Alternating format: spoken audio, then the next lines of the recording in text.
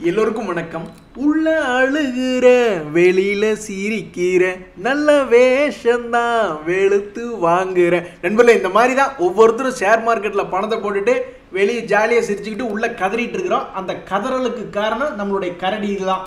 என்ன காரணம்னா, கடந்த 5 நாட்களில் 500 பாயிண்ட்டுக்கு மேலே நிஃப்டி இறங்கியிருக்கு. நான் இந்த 4-5 நாள் அமெரிக்க ஷேர் மார்க்கெட்டை பார்க்கல. நம்ம ஊர்லேயே பெரிய பிரச்சனை இருக்குது. அமெரிக்கா என்ன போய் நம்மளை காப்பாற்றுறது அப்படின்ட்டு.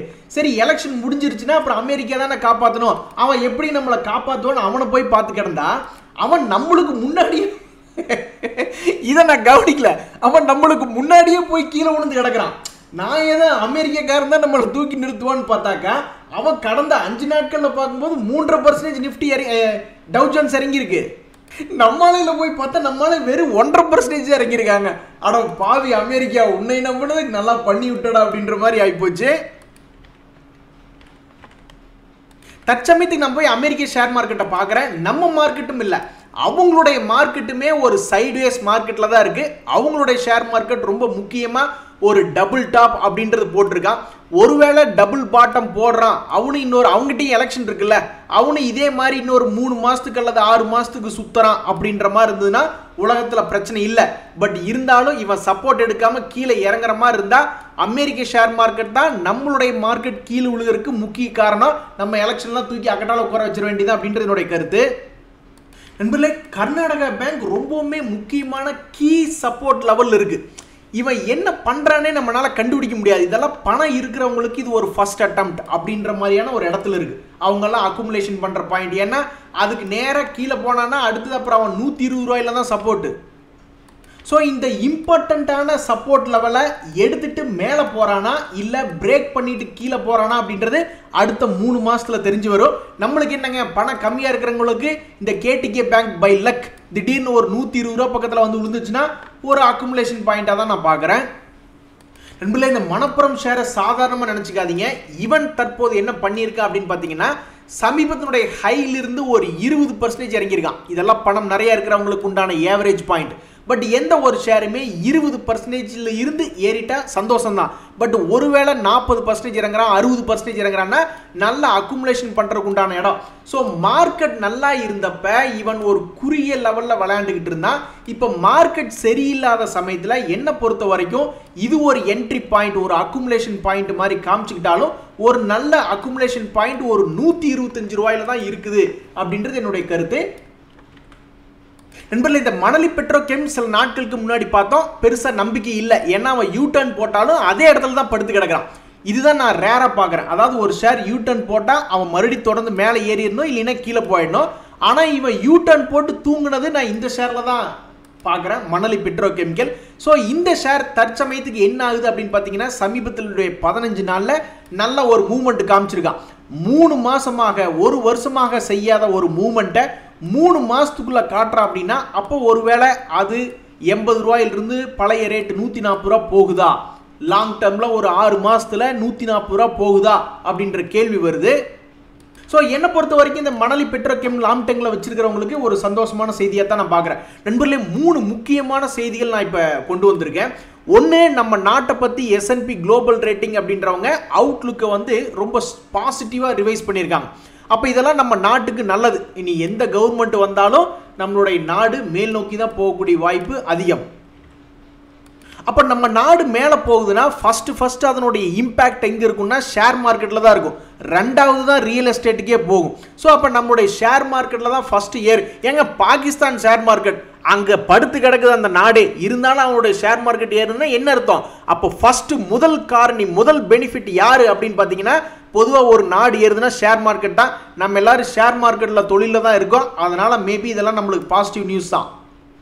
நண்பர்களே, சூப்பரான நியூஸ் தான். இந்த HCL டெக் பாருங்க, அவன் சப்போர்ட் ரேட்டில் தான் இருக்கான். பட் நியூஸும் ஒரு நல்ல நியூஸாக வந்திருக்கு. பட் அந்த நியூஸை வச்சு 6 நாள் ஆகி இன்னும் ஏற மாட்டேங்கிறான். இதுக்கு முன்னாடி கூட ஒரு 6 நாளுக்கு முன்னாடி நியூஸ் வந்துச்சு, HPE CTG அசெட்ஸ் எல்லாம் அவங்க பர்ச்சேஸ் பண்ணிட்டாங்க. பெரிய டீல் தான், $225 மில்லியன். பட் இருந்தாலும் HCL டெக் இவ்வளோ ஒரு நல்ல நியூஸ் வந்தும் அவன் ஏற மாட்டேங்கிறான். அதே சமயம் இறங்கவும் மாட்டேங்கிறான், சப்போர்ட்டை பிடிச்சி நிறுத்தி வச்சிருக்கான். மார்க்கெட் என்னைக்கு திரும்பி ரிவர்சல் ஆகி கொஞ்சம் ஹெல்ப் பண்ணுதோ அப்பெல்லாம் முதல்ல ஓடி வரக்கூடிய ஷேர்களாக நான் இந்த HCL டெக் பார்க்குறேன். அது மட்டும் இல்லை, டாடா மோட்டர் வந்து இந்த i20க்கெல்லாம் வந்து சரியான ஒரு காம்படிஷனா 2024 மாடல் அல்ட்ரோஸ் ரேசர் அப்படின்ற காரை இறக்குறாங்க. அப்ப இதெல்லாம் ஹேட்ச்பேக் இந்தியன் மார்க்கெட்ல ஒரு பெரிய லெவல் மாற்றத்தை ஏற்படுத்துமா? ஏன்னா இது சன்ரூஃபோட வருதுன்னு நினைக்கிறேன். ஸோ அப்போ இந்த டாடா மோட்டர் ஷேருமே வந்து பார்த்தீங்கன்னா ஒரு நல்ல சப்போர்ட் ரேட்டில் தான் இருக்கான். இந்த சப்போர்ட் ரேட்டில் ஒரு நல்ல நியூஸ் தான் வருது. அப்போ இவனும் மார்க்கெட் திரும்பும் பொழுது முதல்ல ஏறக்கூடிய ஆளாக நான் இந்த டாடா மோட்டரை பார்க்குறேன். நண்பர்களே, இந்த MM ஃபோர்ஜிங்ஸ் அப்படின்ற ஷேர் வச்சிருக்கிறவங்களுக்கு ஒரு நல்ல செய்தி. அவங்க 1:1 போனஸ் கொடுக்குறாங்க. ஒரு ஷேர் வச்சிருந்தீங்கன்னா உங்களுக்கு இன்னொரு ஷேர் போனஸ். அதனுடைய டேட் என்னன்னு பார்த்தீங்கன்னா ஜூலை 16. ஜூலை 16 ஜூன் 16 நான் பார்க்குறேன், இல்லை ஜூலை 16 தான் பார்க்குறேன். ஆக மொத்தம் இன்னும் 1.5 மாதம் இருக்குது. இந்த 1.5 மாதத்தை கனெக்ட் பண்ணி இந்த ஷேர் அப்படியே கொஞ்சம் கொஞ்சமாக மேலே ஏறி வந்துச்சுன்னா அந்த டேட்டை மீட் பண்ணுறதுக்காக ரொம்ப சந்தோஷம்தான். தற்போதைய நிலவரத்தில் இந்த ஷேர் 4% இறங்கி தான் கிடக்கு. ஸோ ஒரு வருஷ பீரியடில் இவனுடைய சப்போர்ட் லெவல்லாம் ஒருவேளை இங்கே மறுபடி வந்து உழுகிறான். இங்கே ஒரு சப்போர்ட் இருக்குது, இங்கே ஒரு சப்போர்ட் இருக்குது. இந்த சப்போர்ட்லாம் வந்து உளுந்தான்னா மறுபடியும் இங்கே ஜூலை 16 நியூஸ் இருக்குது. அப்போ அந்த நியூஸை பேஸ் பண்ணி மேபி அவன் மேல் நோக்கி போகிறக்கு வாய்ப்பு இருக்கிறதா தான் நான் பார்க்குறேன். நண்பர்களே, தற்போதைய நிலவரப்படி பணம் சம்பாதிக்கிறதுக்கு மிக எளிமையாக ஐபிஓவில் ஏதாவது இருக்கான்னு பார்த்தா இப்போ வரைக்கும் எதுவும் இல்லை. ஆனால் அதே சமயம் இன்னைக்கு இந்த AFI ஸ்பேஸ் சொல்யூஷன்ஸ் அப்படின்ற IPO லிஸ்ட்டாக இருக்குது. நான்லாம் இதுக்கு அப்ளை பண்ணல, ஏன்னா இது ஒரு லாஸ் மேக்கிங் கம்பெனியாக இருந்தது. ஆனால் இந்த 383 ரூபாய்க்கு வந்த ஷேர் இப்போ எந்த ரேட்டில் லிஸ்ட் ஆகி ட்ரேட் ஆகிட்டு இருக்குன்னா ஆல்மோஸ்ட் 445 ரூபாயில ட்ரேட் ஆகிட்டு இருக்கு.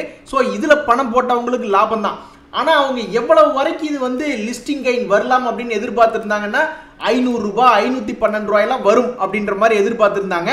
மார்க்கெட்டினுடைய இறக்கத்தினாலையும் இதனுடைய ஃபண்டமெண்டல் கொஞ்சம் சுமாராக இருக்கிறதுனாலையும் இது வந்து இன்னைக்கு கொஞ்சம் கம்மியாக தான் லிஸ்டிங் ஆயிருக்கு. ஆனால் இதுவே ஒரு மிகப்பெரிய லக்காக தான் நான் பார்க்குறேன். இன்னைக்கு மீடியாக்களில் பார்த்துட்டு இருக்கும்போது இந்த NHPC, doctor Reddy, Ambuja cement போன்ற ஷேர்கள்லாம் பற்றி டிஸ்கஸ் பண்ணிட்டு இருந்தாங்க. இதெல்லாம் நம்ம போர்ட்ஃபோலியோவில் இருந்ததுன்னா ஒரு சின்ன நம்பிக்கை தான். நடுவிலே வந்து நில்லடி உன் நடையிலே பதில் சொல்லடி அப்படின்ற மாதிரி இந்த டாடா ஸ்டீலினுடைய ஷேர் பிரைஸ் பேட்டர்ன் பார்த்தீங்கன்னு வச்சிங்களேன் ரொம்ப வித்தியாசமாக இருக்குது. அவன் தான் நம்மளுக்கு பதில் சொல்லணும். இப்போ டாடா ஸ்டீலினுடைய ரிசல்ட் வந்ததுக்கப்புறம் பார்த்தீங்கன்னா 4% கீழே இறங்கி ட்ரேட் ஆகிட்டு இருக்கான். இப்போ இந்த ஷேர்னுடைய மூவ்மெண்ட் நீங்கள் பார்த்தீங்கன்னா இறக்கத்தின் போது கீழே இந்த ஷேர் எப்பெல்லாம் கீழே இறங்குதோ அப்பெல்லாம் நீங்கள் பார்த்தீங்கன்னா முக்கியமான லெவலில் ஒரு ஹையில் வந்துட்டா அந்த ஹையை விட்டு இறங்குறது தான் இவனுடைய வேலையாக இருந்தது. ஆனால் இவனுடைய பதில் ஏறுமுகத்தில் எப்படி இருந்தது அப்படின்றது இதுவரைக்கும் கணிக்கப்படவில்லை. இப்போ கூட சமீபத்தில் கணிக்கப்பட்டது எப்படி இருக்குன்னா இந்த ஷேர் வந்து ஏறுமுகத்தில் ஏறிட்டு தான் போயிருக்கான். அதாவது ஒரு தடவை இறங்கியிருக்கான், நான் இல்லைன்னு சொல்லலை. ஆனால் இந்த முறை அவனை தாண்டிட்டானே. ஸோ என்னை பொறுத்த வரைக்கும் இப்போ 167 ரூபா இருக்கக்கூடிய டாடா ஸ்டீல் என்னைக்கு கீழே வந்து ஒரு 150 ரூபாய்க்கு கீழே போகுதோ அப்போ போய் இவன் 100 ரூபாய் மித்தமிடுறதுக்கு தான் அதில் அதிகமான வாய்ப்பு அப்படின்றத நான் தெரிவிச்சுக்கிறேன். என்ன காரணம்னா நீங்கள் இந்த கோல்தே பட்டேல் அப்படின்ற ஷேர்லையும் இன்னைக்கு ஒரு நியூஸ் வந்திருக்கு. அவங்களும் ரிசல்ட் வெளியிட்டிருக்காங்க. இந்த கோல்தே பட்டேல் ரியல் எஸ்டேட் டெவலப்மெண்ட்ல இருக்கு, ரியல் எஸ்டேட் பிரைசஸ்லாம் ஏறிட்டு இருக்கு, இல்லையே நான் சொல்லல. ஆனால் அந்த கோல்தே பட்டேலினுடைய சார்ட் எடுத்து பார்த்தீங்கன்னு வச்சுங்களேன், நீ பதில் சொல்லடி, நீ பதில் சொல்லு அப்படின்ற மாதிரி நம்ம இவனை போய் பார்த்தோம்னா இவன் ஏறுமுகத்தில் எப்படி இருந்திருக்கான் அப்படின்னா இதுவும் ஒரு வால்டிலிட்டியான பங்கு. எப்பெல்லாம் இவனுடைய ஏறுமுகத்தை தொற்றுக்கானோ தொட்டு மேலே போனதுக்கப்புறம் நம்மளுக்கு என்ன நினைக்கணும், மேலேயே தானே போகணும்னு நினைக்கணும்.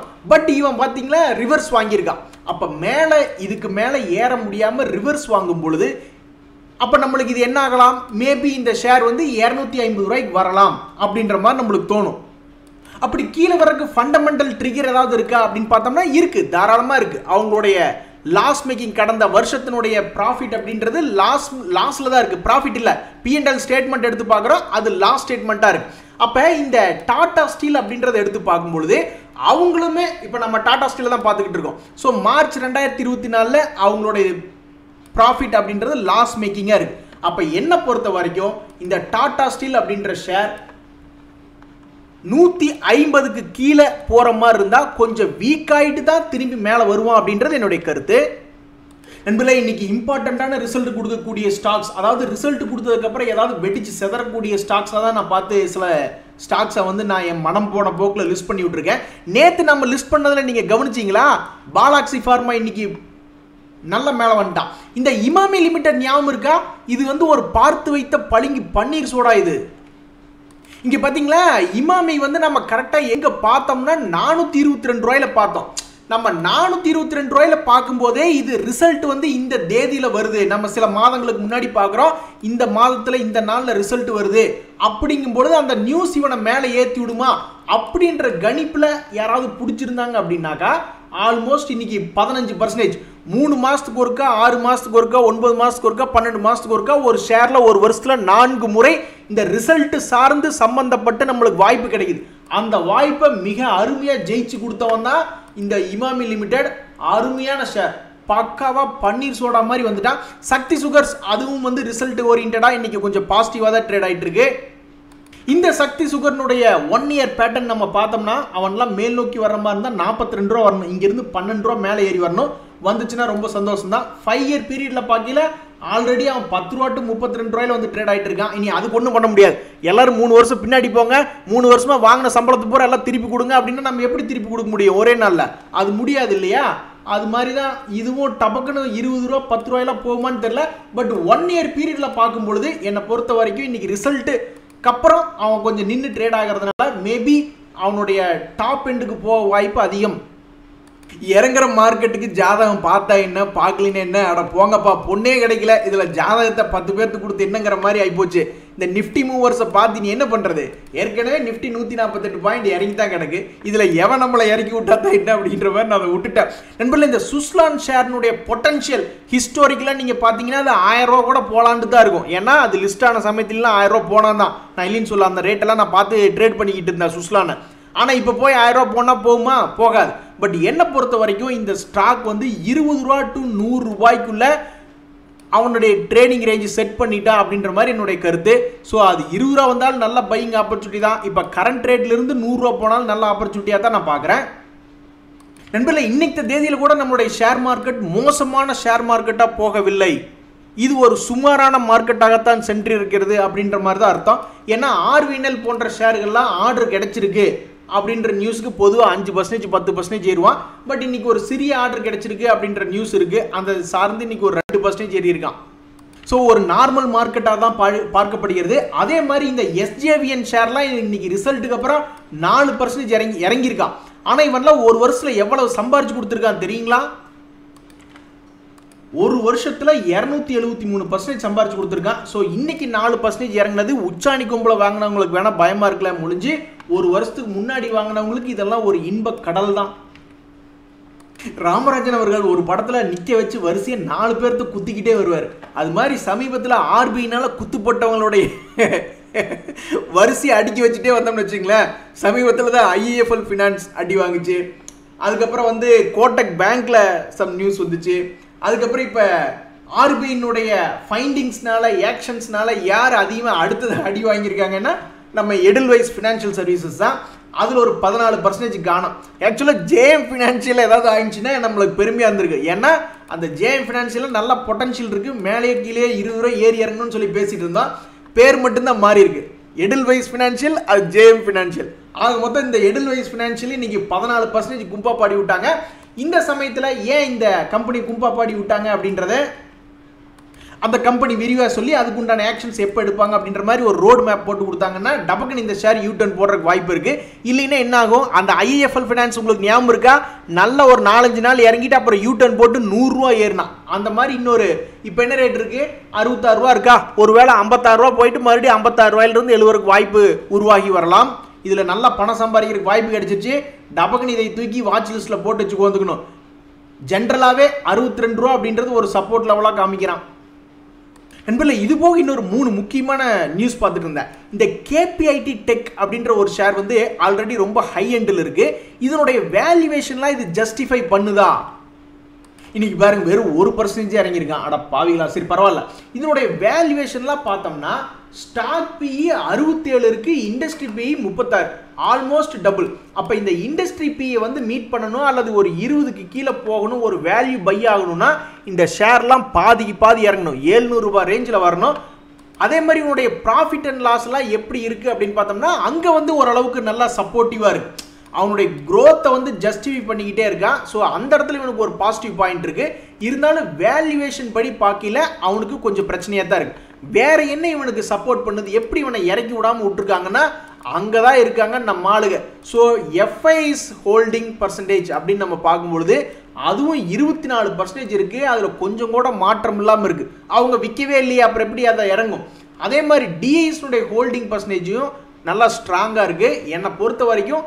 அதனால தான் இந்த ஷேரில் வந்து வேல்யூவேஷன் ஒரு மாதிரி ஜஸ்டிஃபை ஆகுது. ஏன்னா டிமாண்ட் இருக்குல்ல, இத்தனை பேர் வந்து போட்டி போட்டு வாங்கும் பொழுது டிமாண்ட் கிரியேட் ஆயிடுது. நண்பர்களே, இந்த ஜூபிலண்ட் ஃபார்மாவுடைய ரிசல்ட் எல்லாம் சுமாராக தான் இருக்கான். அப்போ அதையும் இதையும் ஒன்றுக்கு ஒன்று முடிச்சு போட்டு பார்த்தோம்னு வச்சுங்களேன், இந்த ஜூபிலண்ட் ஃபார்மாவெல்லாம் சமீபத்தில் 2017 ஒரு நல்ல அழகிய ட்ரெண்டிங் கிளியாக தான் இருந்திருக்கான். அப்போ என்னை பொறுத்த வரைக்கும் இந்த ஸ்டாக்கெல்லாம் வந்து மறுபடியும் கீழே 300 ரூபா வந்துன்னா தான் ஒரு அட்ராக்டிவான ப்ரைஸு அப்படின்றது என்னுடைய கருத்து. ஸோ என்னை பொறுத்த வரைக்கும் கீழே 300 ரூபா ரேஞ்சில் வாங்கினவங்கலாம் ஒரு ட்ரெயிலிங் ஸ்டாப் லாஸ் போட்டு ஷார்ட் டேர்மில் இருக்கிறவங்க நகர்த்திக்கிட்டே வர்றதா நல்லது. ஏன்னா என்னைக்காவது ஒரு நாள் கீழே விழுகிற மாதிரி இருந்தால் தொடர்ந்து இதெல்லாம் 50% இறங்குறதுக்கு கோவிடுக்கு முன்னாடியே இந்த மாதிரிலாம் நடந்திருக்கு, கோவிடுக்கு அப்புறமும் நடந்திருக்கு. ஸோ அதனால் 50% எல்லாம் அசால்ட்டு அப்படின்ற மாதிரி எனக்கு தோணுது. அதே மாதிரி இந்த சுகர் அண்ட் எத்தனால் ப்ரொடியூசராக இருக்கக்கூடிய இந்த ஜுவாரி இண்டஸ்ட்ரீஸ் வந்து இவங்களுடைய ரிசல்ட் அனௌன்ஸ் பண்ணிட்டாங்க. அப்போ இது எக்ஸிட் டைமா அல்லது அடிஷன் டைமா? இந்த ஜுவாரி இண்டஸ்ட்ரி வந்து நம்ம போய் எடுத்து பார்க்குறோம்னா அதனுடைய இன்வெஸ்டர்ஸில் வந்து பெரும்பாலும் குறைச்சிக்கிட்டு தான் இருந்திருக்காங்க. டிஐஸ் வந்து தங்களுடைய ஹோல்டிங்ஸை குறைச்சிக்கிட்டு தான் இருந்திருக்காங்க. ஸோ என்னை பொறுத்த வரைக்கும் இவங்களுடைய பிஎன்எல் அப்படின்றதுல வந்து அவன் என்ன ஜஸ்டிஃபை பண்ணுறான்னா க்ரோத் இருக்கிற மாதிரி ஜஸ்டிஃபை பண்ணுறான். ஸோ என்னை பொறுத்த வரைக்கும் இவன் ஒரு குறிப்பிட்ட ட்ரெண்ட் லைன் இருக்கான். 2017 இருந்த ரேட்டுக்கு பக்கத்தில் இப்போ சமீபத்தில் வந்துட்டு கொஞ்சம் கொஞ்சமாக கீழே இறங்குறான். அப்போ என்னை பொறுத்த வரைக்கும் இதெல்லாம் ஒரு 200 ரூபா வந்ததுனாவே ஒரு அக்குமுலேஷன் பாயிண்ட்டாக தான் நான் பார்க்குறேன். ஸோ நியூஸ் இருக்கிற ஸ்டாக்லாம் வாட்ச் லிஸ்ட்டில் போட்டு வச்சுக்கிட்டு அவங்க இது எங்கே சப்போர்ட் கிட்ட வந்தால் வாங்குறது அல்லது ரெசிஸ்டன்ஸில் இருந்தால் கொஞ்சம் ப்ராஃபிட் புக் பண்ணுறது அப்படின்ற மாதிரி நம்ம இருந்தோம்னா நம்மளும் ஒரு ஸ்மார்ட் மணி கான்செப்டில் பெரிய ஆளாயிருவோம். இன்றைய தகவல் அனைத்து உங்களுக்கு உதவியாக இருந்ததுன்னு எனக்கு சந்தோஷம் தான். ரொம்ப நன்றி, வணக்கம்.